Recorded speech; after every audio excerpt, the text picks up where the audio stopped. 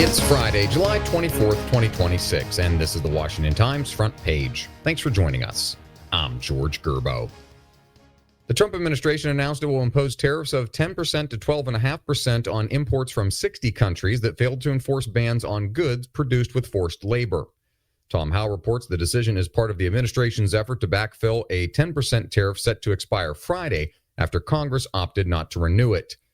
U.S. Trade Representative Jamieson Greer said his office investigated various economies that failed to impose or enforce bans on the importation of goods made through forced labor, including in the countries of Argentina, Great Britain, Canada, India, and Mexico.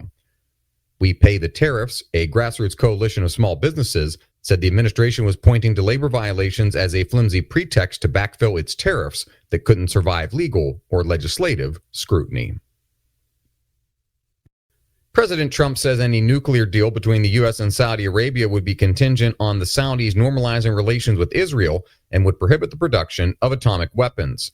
Mike Glenn and Tom Howell report Trump made the statement one day after an agreement signed Wednesday in Washington set off alarms in both Israel and the United States.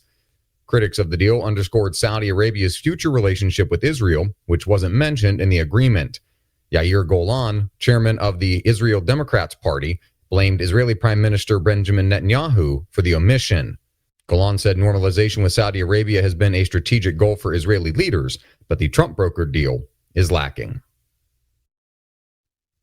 Homicides are on track to hit their lowest point in U.S. history, according to a new report.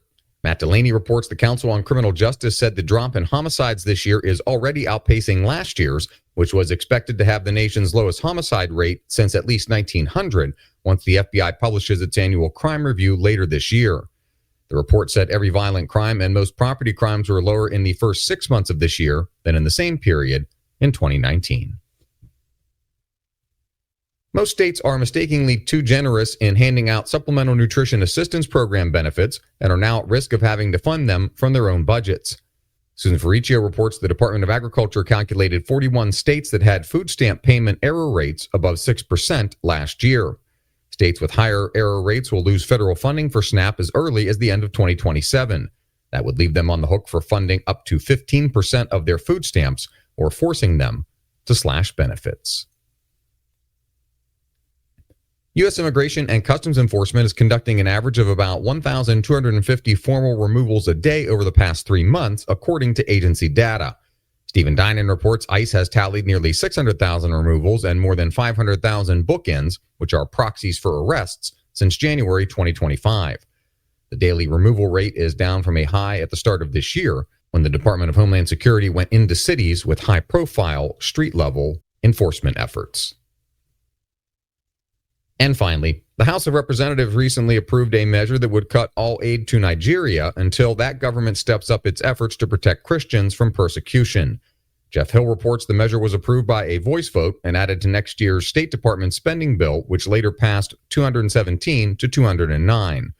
The amendment has neither Senate nor White House support yet, but its passage in the House is one measure of growing concern over the wave of religious violence in Africa's most populous nation. Find all of today's front page stories at WashingtonTimes.com/front page or on the Washington Times app, and find us wherever you get your podcasts. You can also find us on social media at Wash Times for breaking news, sports, commentary, and more. For the Washington Times, I'm George Gerbo.